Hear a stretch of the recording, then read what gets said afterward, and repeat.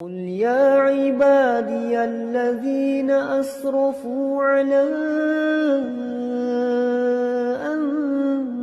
أنفسهم لا تقنطوا من رحمة الله يا أيها الذين آمنوا اتقوا الله وقولوا قولا سديدا يصلح لكم أعمالكم ويغفر لكم ذنوبكم ومن يطع الله ورسوله فقد فاز فوزا عظيما. أما بعد فإن أصدق الحديث كتاب الله وخير الهدي هدي محمد صلى الله عليه وسلم وشر الأمور محدثاتها فإن كل محدثة بدعة وكل بدعة ضلالة. Ikhwatul Islam, saudara kaum muslimin, para tetamu Allah rahimani wa rahimakumullah. Alhamdulillah, Allah Subhanahu wa taala kembali memberikan kemudahan kepada kita bersama untuk bisa berkumpul di dalam masjid Rasulullah sallallahu alaihi wasallam dalam rangka membacakan ayat-ayat Al-Quran ataupun hadis-hadis Rasulullah sallallahu alaihi wasallam. Karena memang Masjid Nabawi adalah masjid yang fondasinya adalah iman dan takwa. Semua kita yang berada di dalamnya merasakan bahawa iman kita bertambah kepada Allah, sebagaimana pula bertambah kecintaan kita kepada Rasulullah sallallahu alaihi wasallam. Kemudian salawat beriringkan salam semoga senantiasa tercurahkan buat junjungan alam Nabi kita yang mulia, uswah dan qudwah kita bersama Muhammad bin Abdullah sallallahu alaihi wasallam.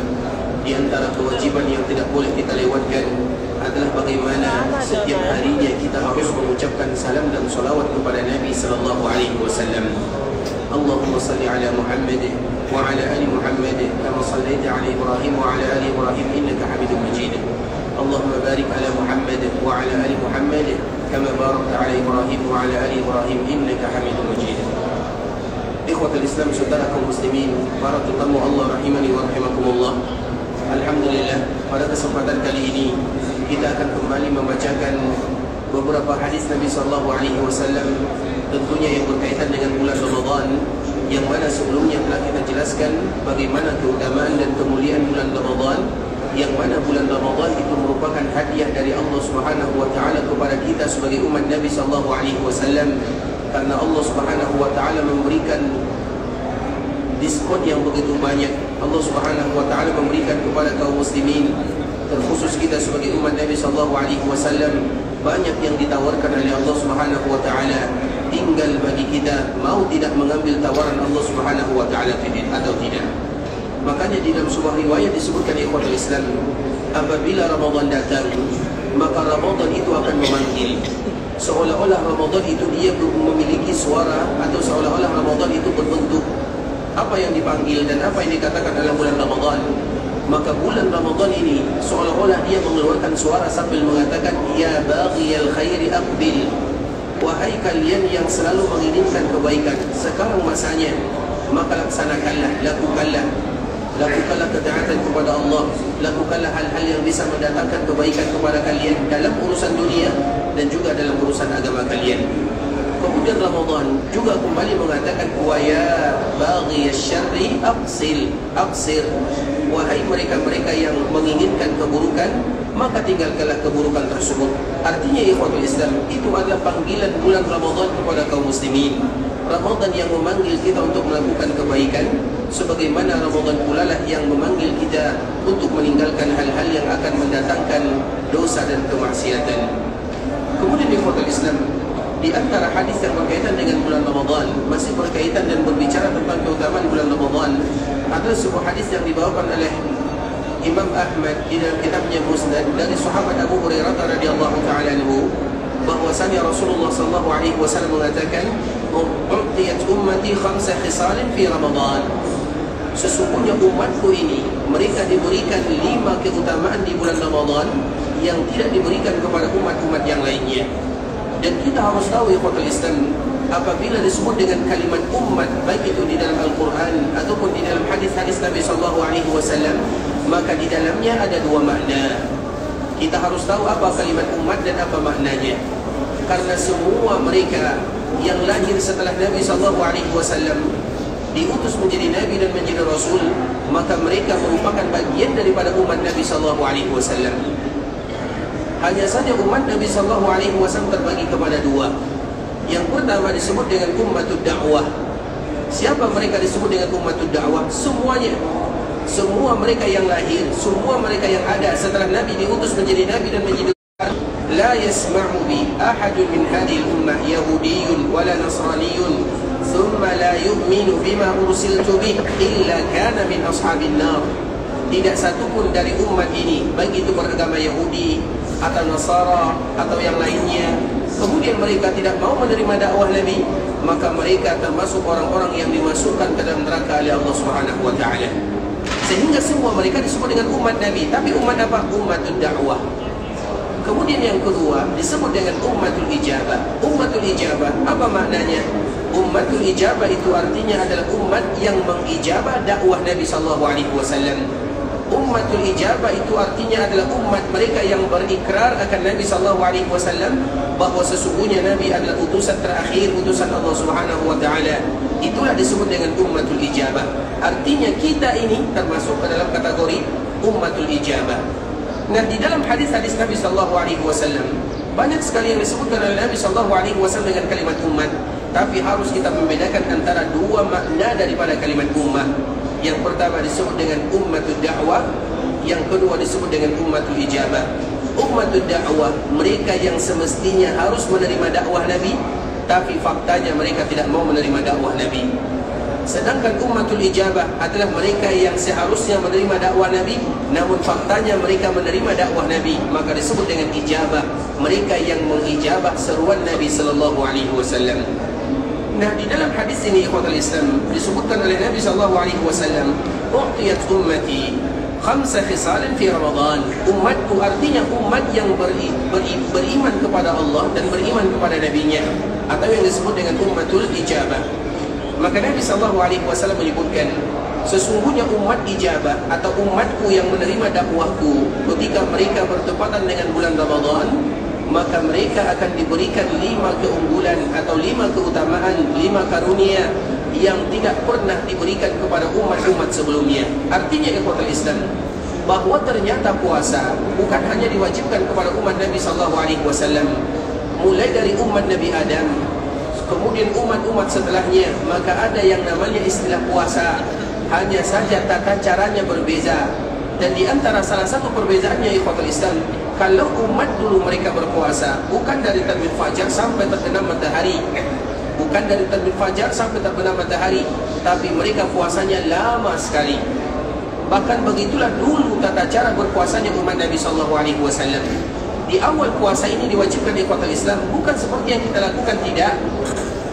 Dikala kita melakukan ibadah puasa atau dikala diwajibkan ibadah puasa ikhwatul Islam, maka ada sebahagian para sahabat itu mereka berbukanya keesokan harinya.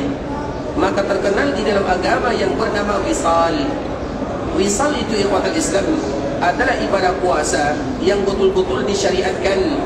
Tapi untuk Nabi dan untuk umat Nabi sallallahu alaihi wasallam tidak boleh lagi mereka untuk melakukannya. Maka disebut dengan wisal. Apa itu wisal?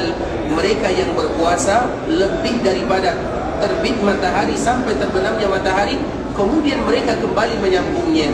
Nah, puasa seperti ini tidak diperbolehkan kepada umat Nabi sallallahu alaihi wasallam. Sedangkan Nabi sallallahu alaihi wasallam masih melakukan yang demikian. Artinya kalau Nabi sallallahu alaihi wasallam berpuasa, misalnya kita di sini, kita berpuasa di sini kurang lebih 13 jam atau 14 jam, tapi Nabi sallallahu alaihi wasallam bisa berpuasa 28 jam atau bisa berpuasa 50 jam, maka itu disebut dengan wisal. Nah, wisal ini tidak boleh dilakukan oleh umat Nabi. Kalau ada di antara kita mengatakan aku ingin berpuasa lebih lama lagi waktunya, tujuannya bagus, tapi ingat, tidak semua tujuan yang bagus caranya benar dan diizinkan di dalam agama Allah Subhanahu wa taala. Sehingga ikhwatul Islam bisa kita ambil kesimpulan bahawa ibadah puasa ini bukan hanya diwajibkan kepada umat Nabi sallallahu alaihi wasallam, tapi umat-umat sebelumnya mereka juga berpuasa. Hanya saja tata caranya berbeda, sebagaimana waktunya juga berbeda. Kemudian ikhwatul Islam, Nabi sallallahu alaihi wasallam menyebutkan ada 5 hal yang diberikan oleh Allah Subhanahu wa taala kepada umat Nabi sallallahu alaihi wasallam yang tidak diberikan kepada umat sebelumnya. Yang pertama apa ikhwatul Islam? Khulufu famis saim atyabu 'inda Allah min rihil misk. Sesungguhnya aroma yang keluar dari mulut seseorang yang berpuasa maka lebih wangi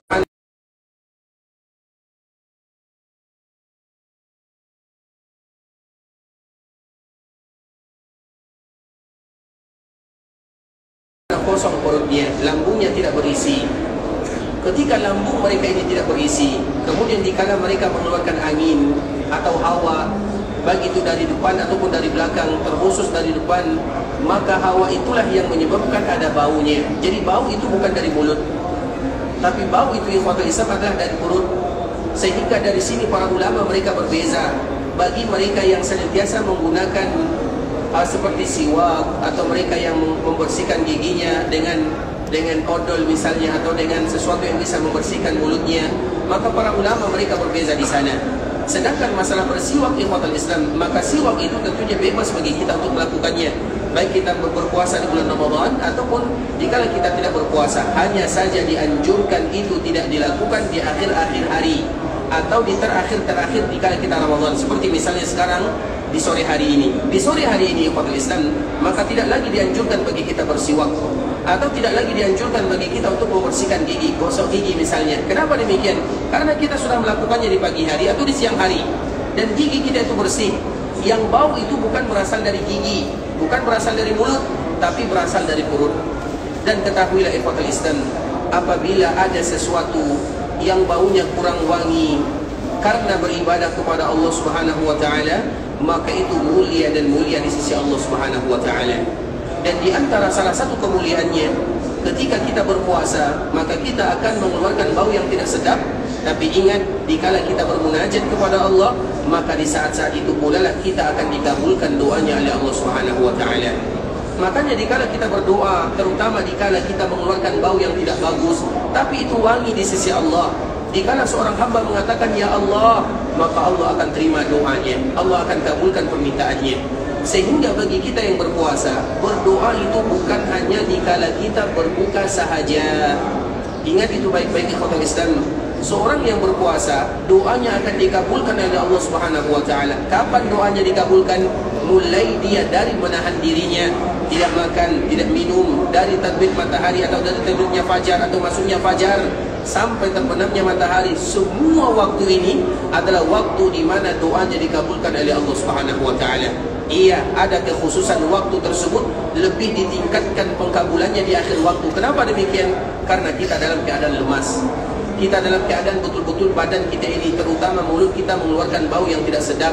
Nah, di saat itulah Allah Subhanahu wa taala betul-betul mengabulkan doa. Maka di antara salah satu yang tidak boleh bagi kita melewatkannya, terutama dikala kita berdoa atau dikala kita berpuasa, adalah berdoa sebanyak-banyaknya. Dan usahakan dikala kita berdoa jangan pernah kita meringkas doa tersebut. Apa makna meringkas doa ikhwatul Islam? Karena banyak di antara kaum muslimin, dikala mereka berdoa dengan cepat saja. Misalnya dia berdoa untuk orang tuanya, ya Allah ampunkan dosa ayahku, ampunkan dosa ibuku. Kemudian selesai mereka berdoa. Nah, di bulan Ramadan ikhwatul Islam, jangan kita berdoa seperti ini, tapi kita berdoa semaksimal mungkin untuk orang tua kita. Kita sebutkan semuanya. Kalau perlu 10 menit atau 15 menit itu khusus doa untuk orang tua kita. Kemudian doa untuk saudara kita 15 menit atau 10 menit untuk saudara kita. Untuk diri kita, kalau seandainya untuk saudara kita 15 menit, maka tentu untuk diri kita setengah jam. Artinya ikhwatul Islam, itu adalah di antara salah satu yang dilalaikan oleh kaum muslimin, terutama dikala mereka berpuasa. Berdoa itu bukan hanya berbuka. Iya, dikala kita berbuka ada doa keutamaan atau ada keutamaan khusus, tapi doa itu dimulai semenjak kita berniat. Oleh karenanya ikhwatul Islam, kenapa demikian? Apa salah satu yang Allah Subhanahu wa taala suka kepada hambanya? Karena bau mulut atau karena bau yang keluar dari mulut tersebut. Karena tidak ada bau yang keluar dari ketaatan kecuali Allah paling suka terhadapnya. Dan itu bisa kita kiaskan terhadap ibadah yang kita lakukan. Ibadah yang kita lakukan ini ikhwatul Islam, terutama dikala kita datang ke tanah haram Makkah, maka di antara tujuan kita adalah bagaimana kita melaksanakan ibadah umrah. Dikala kita melaksanakan ibadah umrah, kita tampil dalam keadaan sebagaimana Allah Subhanahu wa taala ciptakan kita. Dan di antara bentuknya adalah kita dilarang untuk memakai wewangian. Kenapa kita tidak memakai wangian di kota Islam? Karena kita tampil sebagaimana Allah ciptakan kita. Begitu juga dengan perempuan. Kalau ada yang perempuan, baik itu keluarga kita ataupun satu rombongan dengan kita, ataupun ada karib kerabat dengan kita, maka ingatkan, seseorang yang melaksanakan ibadah umrah tampil dalam keadaan sebagaimana Allah ciptakan dirinya. Tidak usah dipoles mulutnya, tidak usah dipoles mukanya, tidak usah dipoles. Tampil dalam keadaan bagaimana Allah menciptakan dirinya. Begitu juga dengan kita ikhwatul Islam. Makanya di antara salah satu hikmah kenapa kita tidak boleh memakai wewangian jika kita melaksanakan ibadah ini, karena semakin ada keringat yang keluar dalam rangka taat kepada Allah Subhanahu wa taala, tapi itu harum di sisi Allah, dan di saat itulah Allah Subhanahu wa taala kabulkan doa kita. Makanya doa yang paling dikabulkan oleh Allah kapan? Dikala kita tidak lagi terurus dan tidak lagi sempat mengurus diri. Misalnya rambut kita sudah bagaimana keadaannya, pakaian kita kadang-kadang sudah berubah warnanya. Nah, di saat itu ikhwatul Islam, kemudian kita mengangkat kedua tangan bermohon kepada Allah, maka di saat itulah Allah kabulkan doa dan permintaan hambanya. Makanya ada sebuah hadis ikhwatul Islam yang mana Nabi SAW menyebutkan, rubba rajulin ash'ash a'bar law aqsama 'ala Allah la barra. Kalian akan memperhatikan ada seorang laki-laki ataupun perempuan ash'as. Ash'as itu artinya rambutnya ini sudah penuh dengan debu, tidak lagi bisa dia menyisirnya. A'bar, kemudian badannya sudah penuh dengan debu, artinya sudah kotor karena beribadah kepada Allah Azza wa Jalla. Lau aqsama 'ala Allah la abarra. Kalau seandainya dia angkat tangannya berdoa kepada Allah, kemudian mengucapkan nama Allah Azza wa Jalla, maka di saat itulah Allah pasti akan kabulkan doanya. Makanya ibadah ikhwatul Islam semakin menunjukkan kefakiran kita kepada Allah, maka semakin mudah Allah mengabulkan doa dan permintaan kita semuanya. Maka tunjukkanlah kefakiran. Jika kita berdoa, tunjukkan bahwa kita itu adalah hamba yang fakir. Jangan tunjukkan bahwa kita itu adalah hamba yang kaya, hamba yang tidak butuh kepada Allah Subhanahu wa taala. Maka di awal berdoa, di antara salah satu doa bisa dikabulkan adalah dengan menyebutkan nama-nama Allah, kemudian menyebutkan bagaimana kehinaan kita sebagai seorang hamba. Maka tidak salah kalau seandainya ada di antara kita berdoa sambil mengatakan, ya Allah, sesungguhnya Engkau innaka antal ghani wa nahnul fuqara. Ya Allah, sesungguhnya Engkau adalah zat yang maha kaya dan kami adalah hamba yang penuh dengan kefakiran, penuh dengan dosa dan kesilapan. Itu merupakan di antara cara kita berdoa kepada Allah Subhanahu wa taala, terutama dikala kita beribadah, yang mana apalagi ibadah tersebut ibadah yang mengeluarkan bau yang mungkin apabila kita menciumnya sulit bagi kita untuk bisa menahannya, tapi itu wangi di sisi Allah Subhanahu wa taala. Sama kiranya ikhwatul Islam, dikala kita melaksanakan ibadah umrah, kemudian kita tawaf, kita akan merasakan bau yang tidak sedap.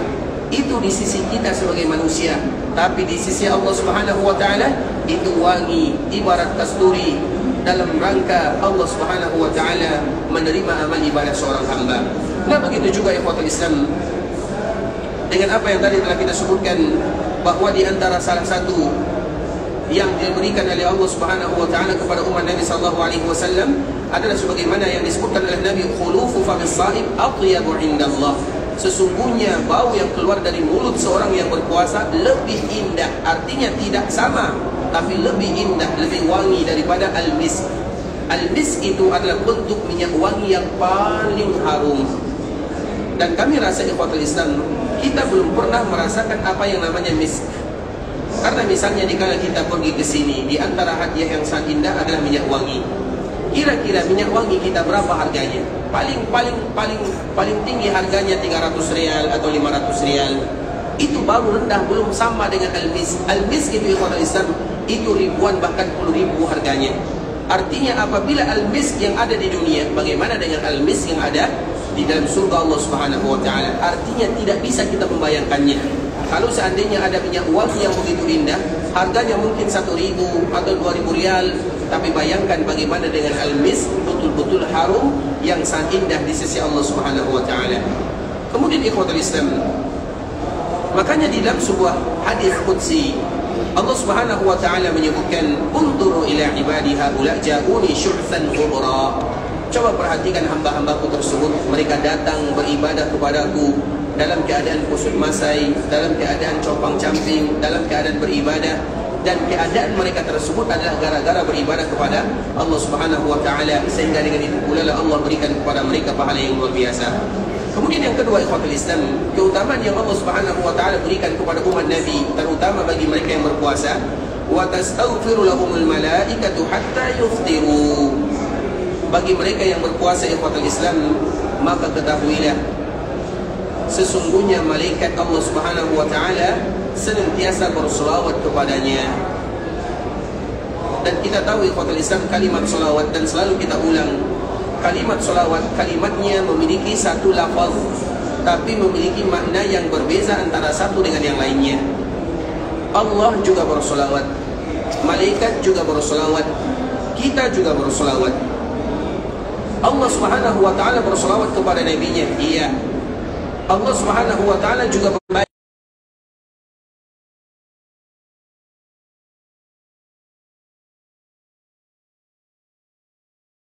itu Allah, dan solawat Allah itu bukan hanya kepada nabi saja. Allah bersolawat kepada nabi, Allah bersolawat kepada orang yang bersolawat kepada nabi, Allah bersolawat kepada hambanya, dan Allah bersolawat kepada mereka yang mengajarkan kebaikan kepada hambanya.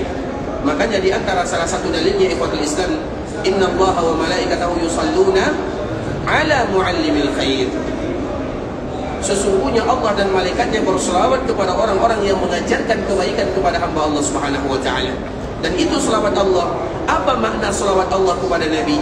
Apa makna selawat Allah kepada orang yang berselawat kepada Nabi? Apa makna Allah berselawat kepada orang yang berselawat kepada orang yang mengajarkan kebaikan? Apa maknanya Allah berselawat kepada hambanya?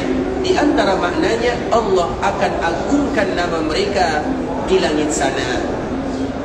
Makna Allah berselawat kepada hambanya, baik itu kepada Nabi atau kepada yang lainnya, Allah subhanahu wa ta'ala agungkan nama mereka.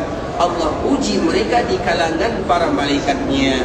Dan kita tahu hamba yang bernama malaikat itu jauh lebih banyak jumlahnya dibandingkan dengan yang namanya manusia. Makanya di dalam sebuah riwayat disebutkan ikhwatul Islam, tidak ada satu jengkal pun, bukan satu jengkal, 2 ruas jari. Kalau satu jengkal itu terlalu panjang, tidak ada 2 ruas jari kecuali ada malaikat di bumi yang bersujud kepada Allah subhanahu wa ta'ala. Itu baru di bumi, belum lagi yang ada di langit. Seperti misalnya disebutkan oleh Allah subhanahu wa ta'ala di Ka'bah al-Musharrafah. Di Ka'bah, di atasnya ada namanya Baitul Ma'mur.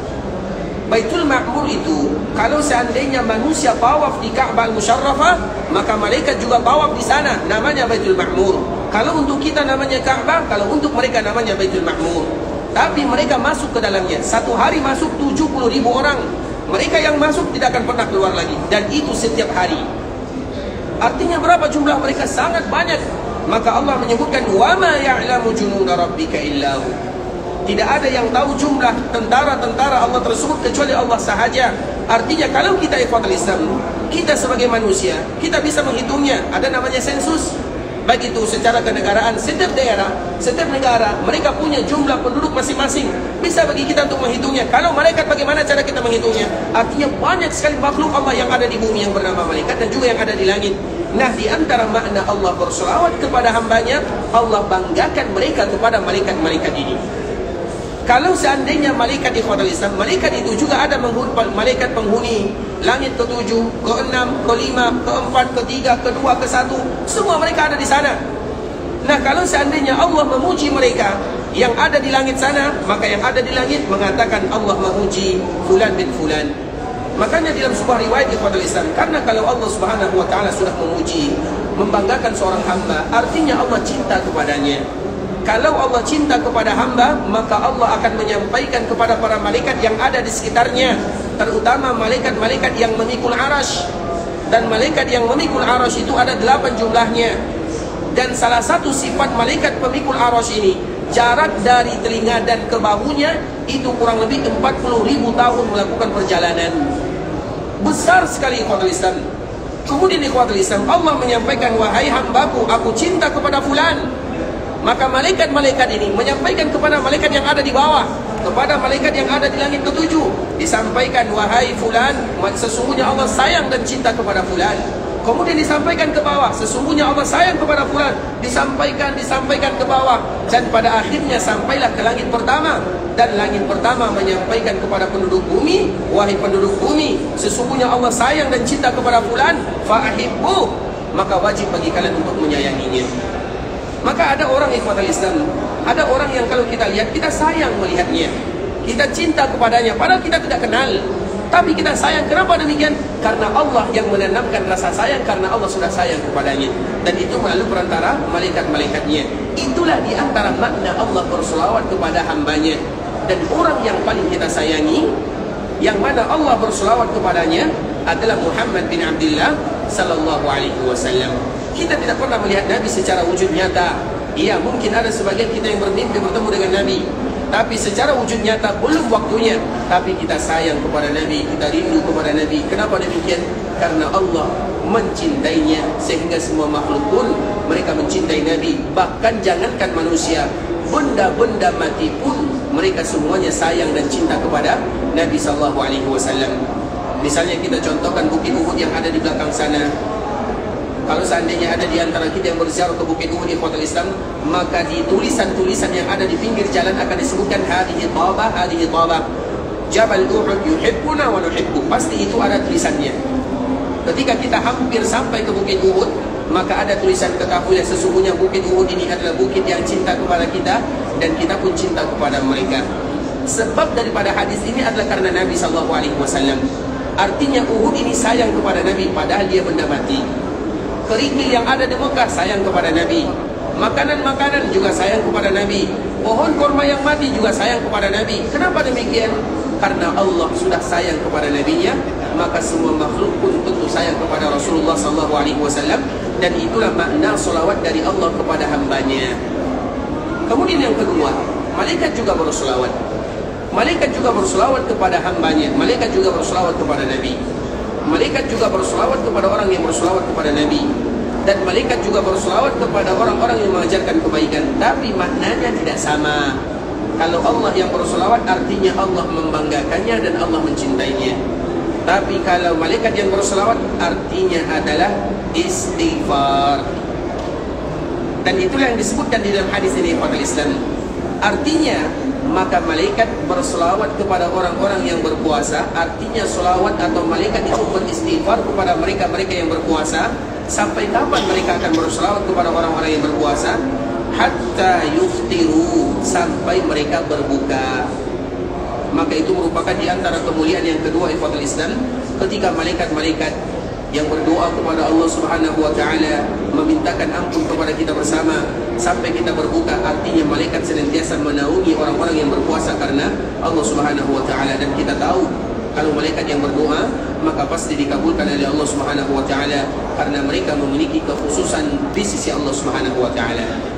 Kemudian ikhwatul Islam, adapun yang ketiga, keutamaan bagi mereka yang mendapatkan atau mereka yang berpuasa, wa yuzayyinu Allahu kulla yawmin jannatahu wa yaqul yushiku ibadis salihun an yulqu anhumul ma'unata wal adha wa yasiru ilayhi.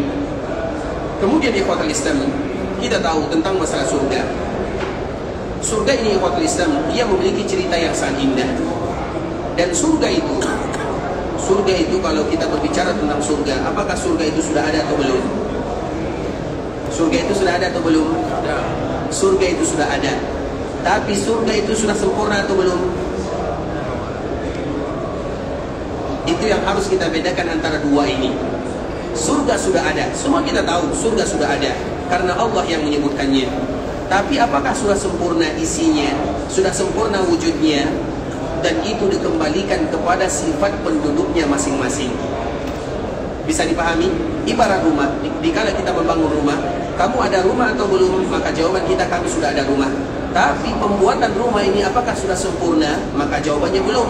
Dan itu tergantung selera kita masing-masing. Ada di antara kita bentuk rumah di dalamnya ini isinya, itu isinya. Begitu juga di dalam surga yang bakal Islam. Surga itu sudah ada, iya, tapi Allah akan selalu mengisinya. Allah akan selalu menghiasinya sesuai dengan amalan-amalan yang dilakukan oleh seorang hamba. Dan surga itu ikhwatul Islam, kita tidak perlu bercerita tentang bagaimana surga, tapi kita akan menyampaikan sebuah hadis agar kita tahu bagaimana surga yang sesungguhnya. Ada sebuah riwayat ikhwatul Islam, semoga riwayat ini bermanfaat kepada kita bersama. Riwayat dari salah seorang sahabat bernama Abdullah bin Mas'ud radhiyallahu ta'ala anhu.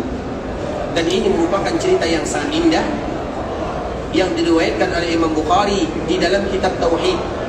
Jadi Imam Bukhari ini ikhwatul Islam, kita tahu semuanya kitab yang dikarang oleh Imam Bukhari namanya Sahih Al-Bukhari. Kita tahu semuanya Sahih Bukhari.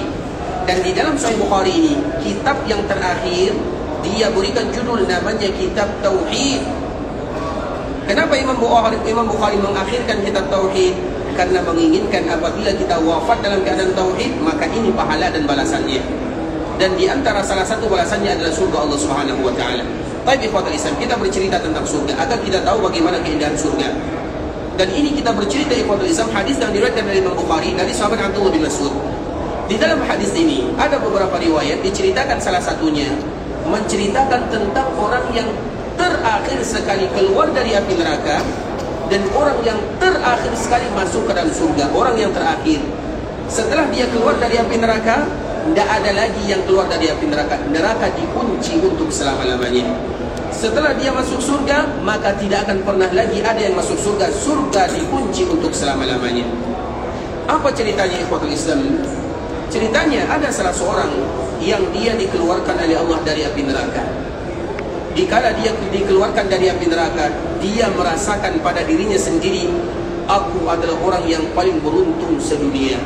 Padahal kalau kita perhatikan, dia adalah orang yang terakhir keluar dari api neraka. Dan kita tidak tahu dia berada di dalam api neraka, kita tidak tahu. Karena memang ikhwatul Islam, ada sebahagian umat yang mereka keluar dari api neraka, iya, tapi sebelum mereka keluar, mereka tinggal di dalamnya labisina fiha ahqaba. Mereka sudah tinggal di dalamnya berabad-abad lamanya. Dan semua umat Nabi yang mengucapkan kalimat la ilaha illallah, mereka semuanya pasti keluar dari neraka. Tapi kapan? Kita tidak tahu. Bisa jadi mereka tinggal di dalamnya berabad-abad lamanya. Labisina fiha ahqaba. Nah, orang ini ikhwatul Islam, jika dia keluar dari api neraka, maka dia merasa bangga, dia paling beruntung sedunia, padahal dia yang paling terakhir. Kemudian setelah dia keluar, maka dia dimasukkan dan dimandikan ke Nahrul Hayat. Ada namanya sungai kehidupan. Dikala dia dimasukkan ke dalam sungai ini, maka wujudnya berbentuk atau kembali kepada wujud semula. Artinya sebagaimana dibangkitkan oleh Allah. Dan kita harus tahu, bentuk kita masuk ke dalam surga tidak sama dengan bentuk kita sekarang. Kalau bentuk kita sekarang ini ikhwatul Islam terlalu kecil, tapi bentuk kita semuanya di akhirat sana sama dengan bentuk ayahanda kita Adam alaihissalam. Besarnya, lebarnya, tingginya sama dengan tingginya ayahanda Adam alaihissalam. Berapa tinggi Nabi Adam alaihissalam? Berapa? 30 hasta atau 60 hasta? 60 hasta. Kalau 60 hasta itu berapa kira-kira tingginya? 30 meter. Coba bayangkan 30. Kenapa demikian? Kenapa kita dibangkitkan harus seperti ayahanda kita? Agar orang yang masuk surga betul-betul menikmati surga. Karena kalau kita sebesar ini ukurannya, sulit bagi kita menikmati surga. Semuanya ada. Bagaimana kita menikmati surga? Makan 2 pisang, kenyang, selesai. Tapi coba yang ukurannya tinggi, seperti ayahanda kita Adam alaihissalam. Dan itu disebutkan oleh para ulama, salah satu hikmahnya agar mereka yang masuk surga betul-betul menikmati surga tersebut, dan agar mereka yang masuk pada api neraka betul-betul merasakan siksanya api neraka. Makanya ikhwatul Islam, orang ini dikala dimandikan ke dalam Nahrul Hayat, di dalam sungai kehidupan, maka dia pun kembali bentuknya sebagaimana tingginya ayahanda Adam alaihissalam, atau sebagaimana layaknya manusia biasa. Kemudian dia pun duduk termenung di sana, tidak tahu apa yang dia lakukan. Hanya saja dia merasa dia orang yang paling berbahagia. Kemudian ikhwatul Islam, pada akhirnya diperlihatkan kepadanya sebuah pohon yang sangat indah. Dan pohon-pohon yang ada di surga ikhwatul Islam tidak sama dengan pohon-pohon yang ada di dunia. Makanya surga itu bahasa Arabnya adalah jannah. Jannah itu biasanya lebih identik kepada pepohonan, perkebunan. Itu bahasa, itu makna daripada jannah secara bahasa. Artinya berarti di antara salah satu nikmat Allah itu adalah pepohonan atau sesuatu yang hijau. Dan pohon itu ikhwatul Islam disebutkan di dalam riwayat yang lain. Jangan pernah kalian bayangkan pohon yang ada di dunia, pohon yang ada di surga. Disebutkan oleh Nabi SAW, kalau kalian berusaha untuk mengelilinginya, mengelilingi batang pohonnya, maka dalam waktu 100 tahun kalian tidak akan selesai mengelilinginya. Jadi sulit bagi kita untuk membayangkan yang demikian di ikhwatul Islam. Terlepas daripada itu semua, orang ini diperlihatkan kepadanya pohon yang indah. Di bawahnya ada anak sungai yang mengalir. Kemudian dikala dia duduk termenung, tidak tahu apa yang dia lakukan, dia pun memohon kepada Allah, ya Allah, Engkau telah selamatkan aku dari api neraka. Dekatkan aku dengan pohon ini, agar aku bisa bernaung di bawahnya, agar aku bisa menikmati keindahan sungainya. Maka apa kata Allah Azza wa Jalla? wahai fulan, kalau aku kabulkan doamu, apakah kamu akan meminta yang lain? Maka fulan ini, manusia, di antara sifat kita adalah tergesa-gesa. Iya ya Allah, aku tidak akan meminta yang lain. Secara cepat dia mengatakan, aku tidak akan meminta yang lain. Maka Allah kabulkan. Kemudian dia pun akhirnya didekatkan dengan pohon, dia pun bisa bernaung di bawahnya, menikmati aliran sungainya. Kemudian tiba-tiba diperlihatkan kepadanya ada pohon yang jauh lebih indah, ada sungai yang jauh lebih indah. Maka dia pun akhirnya tidak bisa menahan diri. Kemudian dia pun akhirnya mengangkat kedua tangannya, ya Allah, dekatkan aku dengan pohon ini. Apa kata Allah? Bukankah kita sudah memiliki janji bahwa engkau tidak akan pernah meminta lagi? Makanya tidak boleh kita tergesa-gesa. Kalau minta itu ikhwatul Islam, minta semuanya. Jangan, ya Allah berikan kepadaku rumah ukurannya seperti ini. Tidak boleh berdoa seperti itu, tidak boleh. Tapi minta, ya Allah berikan rumah, minta saja rumah. Bagaimana? Itu diserahkan kepada Allah Subhanahu wa ta'ala.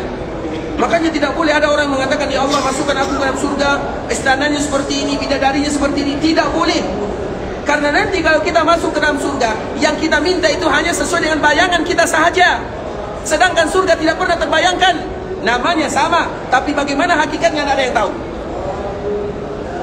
Kemudian ikhwatul Islam, orang ini kembali meminta dan Allah mengatakan, bukankah tadi kamu sudah berjanji tidak lagi meminta? Namun Allah adalah zat yang maha penyayang. Hamba ini selalu meminta, ya Allah dekatkan aku dengan pohon ini agar aku bisa menikmatinya. Maka Allah pun akhirnya mengabulkan dengan syarat, jangan lagi kamu meminta yang lain. Hamba ini kembali mengatakan, aku tidak akan meminta yang lain. Kemudian ikhwatul Islam, dikala dia berada di pohon yang kedua, maka diperlihatkan kepadanya surga. Allahu Akbar. Dikala surga diperlihatkan kepadanya, hati siapa yang bisa menahannya? Wangi surga saja bisa dicium sampai ke dunia di alam barzakh. Bagaimana kalau seandainya sudah didekatkan? Maka hatinya tidak bisa menahannya. Kemudian dia pun mengatakan, ya Allah. Dia tidak mengatakan, ya Allah masukkan aku ke dalam surga, tapi dia mengatakan, ya Allah dekatkan aku dengan surga. Coba kalau seandainya dia langsung mengatakan, ya Allah masukkan aku ke dalam surga, maka Allah akan masukkan. Tapi dia melangkah sedikit demi sedikit. Ya Allah dekatkan aku dengan surga. Maka Allah pun mengatakan, nanti kalau aku dekatkan kamu dengan surga, apakah kamu meminta yang lain? Dia mengatakan, tidak, aku tidak akan meminta yang lain. Maka didekatkan kepada surga. Dikala didekatkan ikhwatul Islam, siapa yang bisa menahan diri mendengarkan canda tawa orang yang ada di dalamnya, kenikmatan yang begitu indah, sehingga pada akhirnya dia pun mengucapkan, ya Allah adkhilnil jannah, ya Allah masukkan aku ke dalam surga. Ketika hamba ini berdoa, ya Allah masukkan aku ke dalam surga, Allah tidak lagi mengatakan, bukankah kamu tadi tidak meminta yang lain? Allah tidak lagi mengatakan. Di saat itulah Allah memperlihatkan kepada kita bagaimana kasih sayang yang sesungguhnya. Padahal hamba ini orang yang paling terakhir masuk ke dalam surga, maka Allah langsung masukkan dia ke dalam surga. Dikala dimasukkan ke dalam surga, yang tadinya hamba yang meminta, sekarang Allah yang menawarkan. Apa kata Allah? Wahai fulan, ketika kamu sudah berada di dalam surga, maukah aku berikan kepadamu ibarat dunia dan seisinya? Coba bayangkan dunia dan seisinya milik kita. Jangankan dunia dan seisinya, kalau kita punya kota Madinah ini, bagaimana keadaan kita? Bangga luar biasa. Itu baru kota Madinah. Bagaimana kalau kita punya dunia dan seisinya? Maka hamba ini yang merasa heran, tidak mungkin itu diberikan kepadaku. Maka dia pun mengatakan, ya Allah atastahzi'u bi wa anta rabbul alamin. Ya Allah, apakah engkau bercanda? Apakah engkau bergurau dengan diriku dan engkau adalah Rabbul Alamin? Dan Allah tidak pernah main-main terhadap janjinya.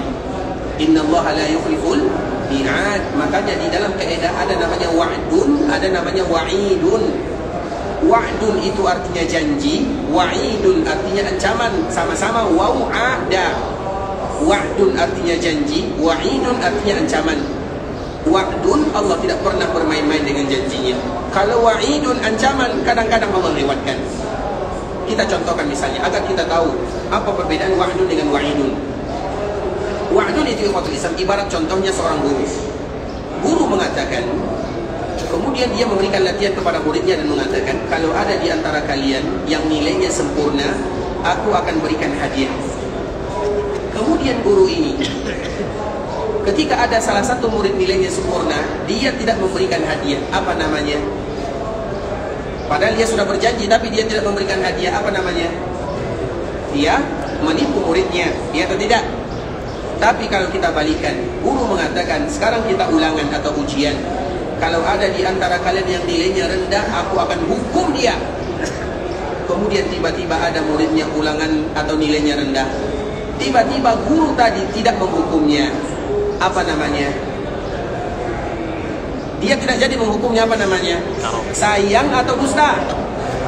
Sayang atau dusta? Sayang. Begitulah Allah Subhanahu wa ta'ala. Banyak yang disebutkan oleh Allah, barang siapa yang melakukan ini, diancam ini, dilaknat mereka yang menyuap dan disuap. Tiba-tiba mereka tidak dilaknat. Apa namanya? Sayangnya Allah Subhanahu wa ta'ala kepada hamba. Dan itu banyak sekali di dalam ayat-ayat Al-Quran ataupun hadis Nabi sallallahu alaihi wasallam. Maka itu namanya wa'dun dan wa'idun. Nah, kalau wa'dun ada kaedahnya, innallaha la yukhliful mi'ad. Kalau wa'id, ketika Allah Subhanahu wa ta'ala tidak jadi menghukum hambanya, artinya Allah sayang kepada hambanya, bukan berarti Allah tidak mau. Dan itu adalah bentuk kasih sayang, dan itu banyak sekali ikhwatul Islam. Nah, begitu juga dengan janji Allah Subhanahu wa ta'ala. Allah tidak pernah bermain-main dengan janjinya. Kalau wa'dun, kalau wa'idun, iya, banyak yang Allah lupakan. Bukan berarti Allah lupa, Allah sengaja menutup dan melupakannya. Kemudian ikhwatul Islam, dikala hamba ini mengatakan, ya Allah, tidak mungkin aku mendapatkan nikmat itu, ini orang yang terakhir. Maka dia mengatakan, atas tahzi'u bi, apakah engkau bercanda bermain-main dengan diriku? Kemudian apa kata Allah? Aku berikan kepadamu, ibarat aku berikan dunia dan seisinya, kemudian aku lipat gandakan menjadi 10 kali lipat. Itu orang yang terakhir sekali masuk ke dalam surga. Bagaimana mereka yang tidak pernah mencicipi api neraka? Bagaimana mereka yang bersama para nabi? Bagaimana mereka masuk surga tanpa dihisab, tanpa diazab? Bagaimana dengan orang-orang sebelumnya? Namun itu tidak bisa kita dapatkan ikhwatul Islam kecuali dengan melakukan sesuatu yang bisa mendatangkan surga. Makanya di dalam hadis Nabi SAW ini, anjuran dari Nabi SAW, apabila ada seorang hamba dalam satu harinya dia meminta kepada Allah, ya Allah, inni as'alukal jannah, ya Allah, sesungguhnya aku meminta kepadamu surga. 3 kali dia meminta surga, maka surga akan berkata, ya Allah, masukkan dia ke dalam diri. Sudahkah kita hari ini minta surga kepada Allah Subhanahu wa ta'ala? Begitu juga apabila seorang hamba mengatakan, ya Allah, jauhkan diriku dari api neraka 3 kali dalam satu hari, maka neraka akan mengatakan, ya Allah, jauhkan dia dari diri. Sudahkah kita meminta perlindungan kepada Allah dari api neraka di hari ini? Artinya itu setiap hari harus kita lakukan. Makanya ada sebuah doa yang ikhwatul Islam. Doa ini agak sedikit panjang, tapi tidak mustahil bagi kita untuk menghafalnya. Doa ini disebut dengan doa jawami. Jawami itu artinya doa yang mencakup semua kebaikan di dalamnya. Dan Nabi paling suka dengan doa ini. Dan doa ini disebut dengan jawami al-kawamil. Sehingga kaum muslimin mereka harus berusaha untuk menghafalnya. Iya, agak sedikit panjang, tapi apa salahnya kita berusaha? Kalau kita tidak menghafalnya, siapa lagi yang akan menghafalnya? Di dalam doa tersebut, Nabi SAW mengajarkan kepada ibunda kita Aisyah radhiyallahu ta'ala anha, Allahumma inni as'aluka minal khairi kulli, ajilihi wa ajilihi, ma alimtu minhu wa ma lam a'lam, wa a'udhu bika minasy syarri kulli, ajilihi wa ajilihi, ma alimtu minhu wa ma lam a'lam.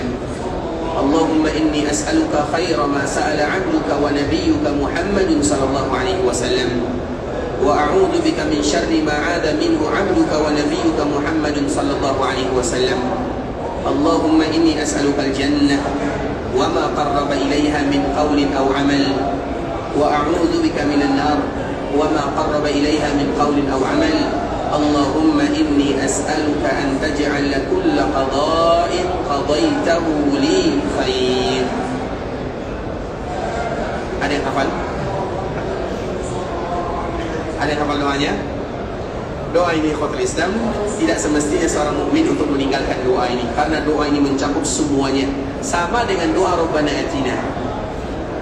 Kita tahu Rabbana Atina, apa namanya Rabbana Atina? Disebut dengan doa sapu jagat, artinya semuanya disapu. Yang ada di jagat raya ini semuanya ada ke dalamnya, di dalamnya, baik yang ada di dunia ataupun yang ada di akhirat. Maka disebut dengan doa sapu jagat, dihabiskan semuanya. Dan ini adalah doa sapu jagat yang kedua. Itulah kalau istilahnya. Maka disebut dengan al-jawami al-kawamil.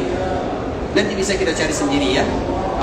Kalau susah bagi kita mencarinya, nanti bisa kita tulis di Google doa terhindar dari takdir yang buruk.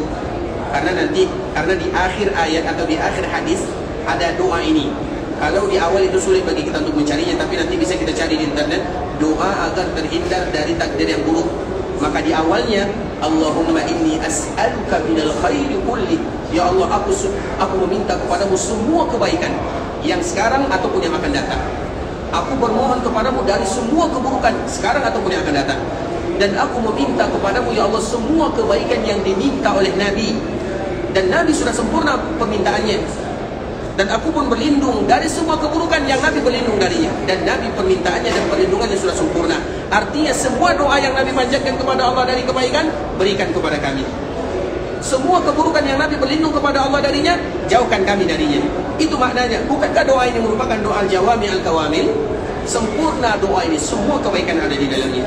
Dan nanti bisa kita cari ikhwatul Islam. Artinya, begitulah tentunya di antara salah satu kewajiban kita bersama adalah bagaimana menghafal doa-doa yang sangat indah. Karena bagaimanapun ikhwatul Islam, doa itu kalau kita tidak bisa berdoa dengan bahasa Indonesia, maka berdoa dengan bahasa Arab.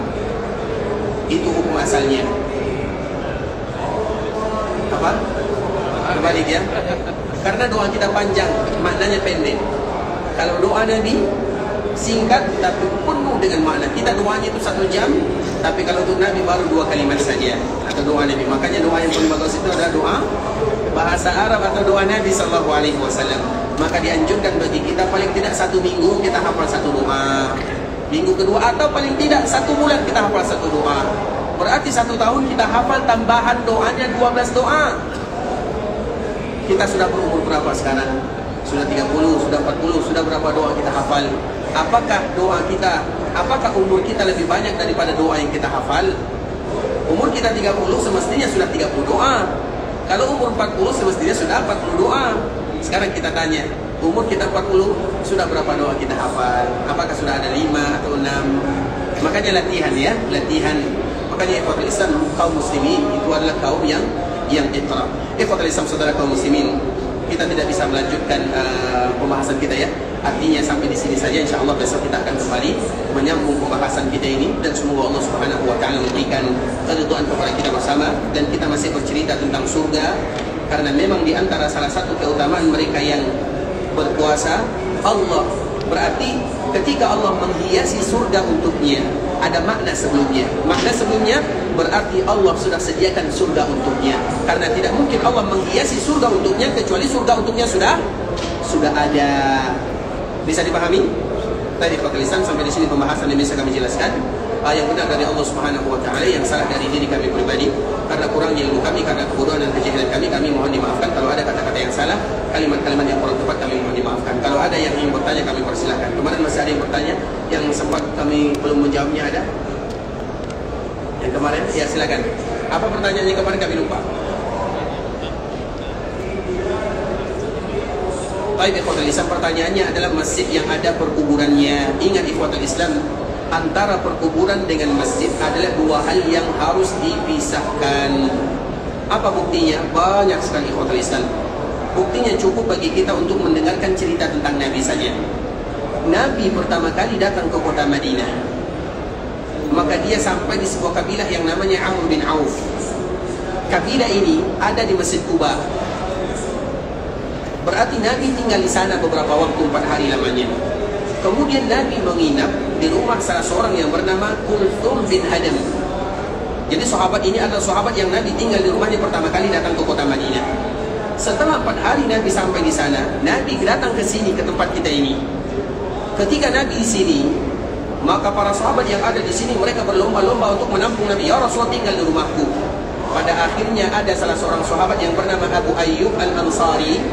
Diambil barang Nabi, koper kalau bahasa kita nih ya, koper Nabi dibawa ke rumahnya, sehingga Nabi tidak mau harus menginap di rumahnya. Sahabat yang lain, ya Rasul tinggal di rumah kami. Tiba-tiba datang Abu Ayyub, langsung diambil barang Nabi, dibawa ke rumahnya. Artinya mau dan tidak mau Nabi harus tinggal di rumahnya. Kemudian pada akhirnya Nabi tinggal di rumah Abu Ayyub. Di Kuba, Nabi tinggal di rumah salah seorang yang bernama Kulthum bin Hadam, hafal namanya. Di Madinah di sini Nabi tinggal di rumah salah seorang sahabat yang bernama Abu Ayyub Al-Ansari. Kemudian ikhwatul Islam, ketika Nabi tinggal di sini, maka yang pertama kali dilakukan oleh Nabi adalah membangun Masjid Nabawi. Dicari tanah. Bagaimana cara pencariannya? Semua orang berebutan. Maka pada akhirnya disepakati di mana onta Nabi berhenti, di situ akan dibangun Masjid Nabawi. Agar kita tahu bahwa masjid ini Allah yang menunjuknya, Allah yang menentukannya, bukan Nabi. Karena onta tidak mungkin bergerak sendiri tanpa digerakkan oleh Sang Pencipta. Kemudian dikala ditentukan, ternyata tanah ini milik dua orang anak yatim bernama Sahal dan Suhail. Berasal dari kabilah besar yang ada di kota Madinah. Namanya Sahal dan Suhail. Mereka anak yatim. Kemudian tanahnya ingin dibeli oleh Nabi. Maka mereka mengatakan, la, bal nahabahu laka ya Rasulullah. Tak mungkin kami jual, tapi kami hadiahkan, kami hibahkan. Tapi karena mereka anak yatim, maka tidak mungkin ikhwatul Islam Nabi memerintahkan Abu Bakar, wahai Abu Bakar, beli tanahnya. Sehingga semua kita yang salat di Masjid Nabawi ini berhutangnya kepada Abu Bakar As-Siddiq radhiyallahu ta'ala. Coba bayangkan ikhwatul Islam. Maka bagi kita yang ada rezeki dari Allah, pertama kali yang harus kita bangun adalah rumah Allah yang ada di bumi, agar Allah membangun rumah untuk kita yang ada dalam surga. Karena itu akan kekal dan abadi untuk selama-lamanya. Sehingga bagi kita yang ada rezeki, itu yang pertama kali kita bangun. Kemudian yang kedua Islam, akhirnya selesai dibebaskan lahan. Tapi qadarullah, tempat ini ada masalah. Apa masalahnya? Masalahnya ada dua. Yang pertama, pohon kormanya tidak lagi aktif. Artinya pohon korma yang tidak aktif tidak berbuah. Kemudian masalah yang kedua, itu adalah perkuburan. Jadi Masjid Nabawi ini, itu dulunya adalah perkuburan. Kemudian apa kata Nabi SAW? Apa solusinya? Solusinya besok kita sambung. Karena kami mau pulang cepat ya. Kami mohon dimaafkan ya. Barakallahu fiikum wa fadhil Islam. Kita tutup dengan doa kafaratul majlis. Subhanakallahumma wa bihamdika asyhadu an la ilaha illa anta astaghfiruka wa atubu ilaik. Assalamualaikum warahmatullahi wabarakatuh.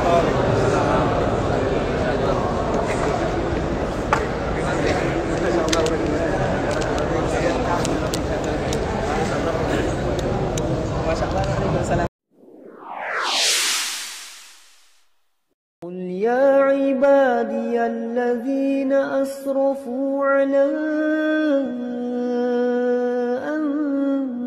أنفسهم لا تقنطوا من رحمة الله